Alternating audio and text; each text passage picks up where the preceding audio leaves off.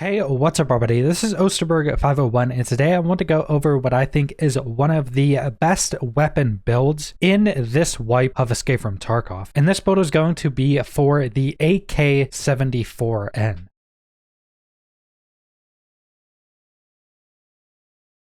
And this is not a cheap build, this is very much an end game build, and it's going to be very expensive to buy all of this stuff or most of it off of the flea market. It'll start to get much cheaper as you start to get rank 3 and rank 4 from some of the vendors, so you can buy the parts from there. But this is still going to be an end game build that you're going to want to be using at least decent ammo with. I would say at least be using full BT when using this full build. And the stats on this thing are pretty good. So as you'll see here, it being fully built with a 60 rounder in it, you have a 48 ergo, which for a fully built gun with a 60 rounder is actually really good, and 41 vertical recoil. So it is very controllable on full sprays. So it is all around really well statted. So to start off, we have the AK Bastion dust cover. Then on that, we have our sight. My favorite sight is still the EOTech XPS30, but you can pretty much use whatever sight you want to put on this thing. That's pretty much just your personal preference. Then for the stock, we're using the Magpul Zukov S stock. This is a very important part of the build because this is one of the reasons that this weapon can be so well statted. Then we have the AK Custom Arms AGS74 Pro pistol grip. This is by far the best pistol grip for these AKs. Gives a ridiculous amount of ergo. Then for the magazine, I would recommend using the GL31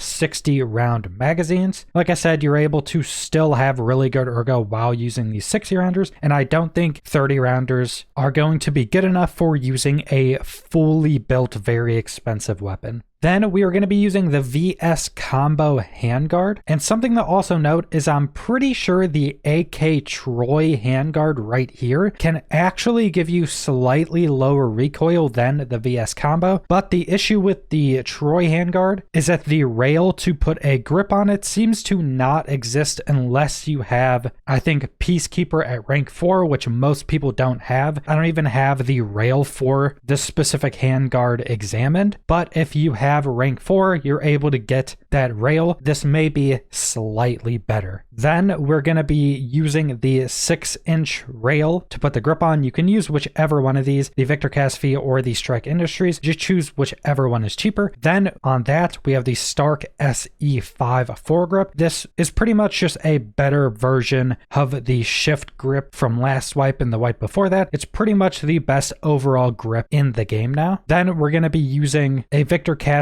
2-inch rail to put our tactical device on. Then I'm using the D-ball, which just gives you all the options of tactical devices, but for tactical device you can put whatever you want on that. It's pretty much just personal preference. And then we get to one of the other very important parts of this build, and that is the muzzle brake and silencer combination. And we're going to have the AK Hexagon Reactor muzzle brake. Then on top of that, we have the AK Hexagon Waffle Maker sound suppressor. Now this gives a massive amount of recoil reduction. It makes it silenced, and the silencer actually isn't very long. It's one of the shortest silencers in the game, and that helps you with being able to more tightly peek corners. If your weapon isn't as long, it just makes close quarter combat much more easy and allows you to peek corners much more easily. And this is also one of the most expensive parts of the build, because if I'm not mistaken, I don't know if you can actually get the Waffle Maker suppressor from any of the traders. I'm not 100% sure on that, but the Waffle Maker suppressor is one of the most expensive parts of the build, but it also is one of the most important parts. And like I said, with a fully built weapon like this, I would recommend at least using BT ammo. You're going to want to use good ammo with that expensive of a weapon. And there's some pretty good barters at Prapper if you have high enough rank with him. And the BT barters only take rank 2. So you should be able to get these pretty easily. And the first one is actually really good right now. It's 1 defuel for 30 BT rounds. And defuel right now, before someone bought it all up, was going for around 24k. There's actually a bunch more at 24k earlier, but defuel usually goes from say 25 to 30k. So that's for 30 rounds of BT. That's still kind of expensive. And I would just keep an eye on defuel. If you want to snag some cheaper ones, trade in for some BT. And something to note, this doesn't have a personal limit on it. And I don't think the global limit is ever going to be reached. So you should be fine to trade in as much as you want. And then you have this barter, which limits you to 3 times per reset. But this is 2 cans of the big Tashanka, which usually sit at around 9 to 10k. So you're able to get a few boxes of BT with that pretty cheap. And then you can also do BS ammo, which allows you to trade this in 3 times, and it's 2 hot rods and 2 Marlboro cigarettes. So if you can get those cheap, you can also get some cheap BS as well. But that's everything I wanted to go over with this build. If you want to go and spend the money to run this build and use at least BT, you're going to shred pretty much anything anybody's going to be wearing, and your weapon is going to handle incredibly well while doing that. So subscribe if you want to see more Escape from Tarkov videos. Leave a like if you liked the video. Leave a comment down below what you guys think about this AK-74N build, and thanks for watching.